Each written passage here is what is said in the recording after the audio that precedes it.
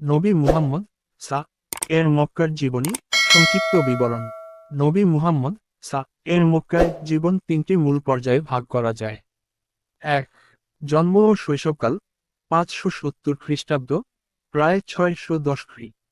জন্ম মুহাম্মদ সা জন্মগ্রহণ করেন ৫৭০ খ্রিস্টাব্দে মক্কা নগরীতে। এ বছরটি আমুল ফিল নামে পরিচিত, যখন হাবশার বাদশাহ আব্রাহাকা বাঘর আক্রমণ করতে এসেছিল। পিতা আব্দুল্লাহ, তিনি নবীর জন্মের পূর্বে মারা যান।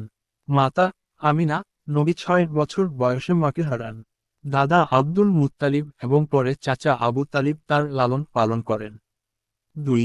কৈশোর ও যৌবন। নবী সা ছোটবেলা থেকে সততা, বিশ্বস্ততা ও ন্যায়পরায়ণতার জন্য বিখ্যাত ছিলেন। তিনি আল আমিন, বিশ্বস্ত নামে পরিচিতি লাভ করেন। ব্যবসায় নিয়োজিত হন এবং খদিজা রা এর ব্যবসা পরিচালনার সময় তার সততা ও দক্ষতা দেখে খদিজা রা তাকে বিয়ে প্রস্তাব দেন। বিয়ের সময় নবীর বয়স ছিল ২৫ এবং খদিজা রা ছিলেন ৪০ বছর বয়সী। ৩. নবুয়ত প্রাপ্তি ও মক্কার দাওয়াত জীবন ৬১০-৬২২ খ্রি। ৪০ বছর বয়সে ৬১০ খ্রি গাড়ে হেরা নামক গুহায় ধ্যানরত অবস্থায় নবী সা প্রথম ওহী লাভ করেন।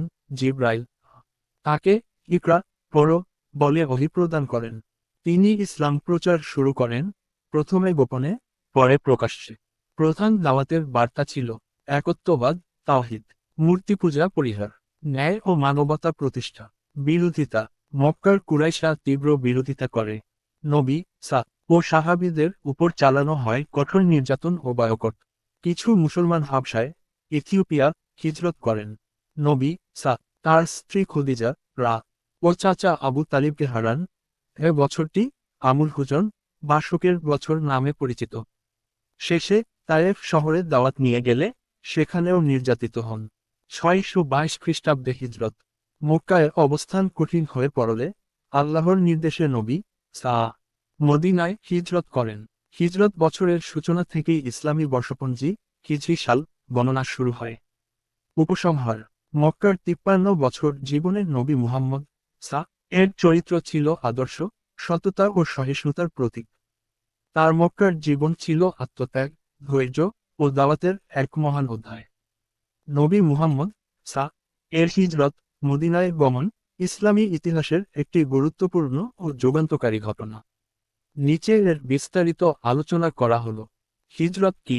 হিজরত অর্থ স্থানান্তর বা স্থান পরিবর্তন করা। ইসলামী পরিভাষায় নবী মুহাম্মদ সা ও সাহাবীদের মক্কা থেকে মদিনায় ইসলাম ও মুসলমানদের রক্ষা ও প্রতিষ্ঠার জন্য গমন করাকে হিজরত বলা হয়। পাকানো হিজরতের পটভূমি। নীল রঙের ছোট হিরে মক্কায় মুসলমানদের উপর চরম নির্যাতন। কুরাইশরা মুসলমানদের হত্যা, নির্যাতন, সামাজিক বয়কট ও আর্থিক নিপীড়ন চালায়। মুসলমানরা শান্তিপূর্ণভাবে ধর্ম পালনের অধিকার হারায়। নীল রঙের ছোট হিরে তাইফে ব্যর্থতা। নবী সা তাইফে ইসলাম প্রচার করতে গিয়ে মারাত্মক অপমানিত হন। নীল রঙের ছোট হিরে আসার আলো।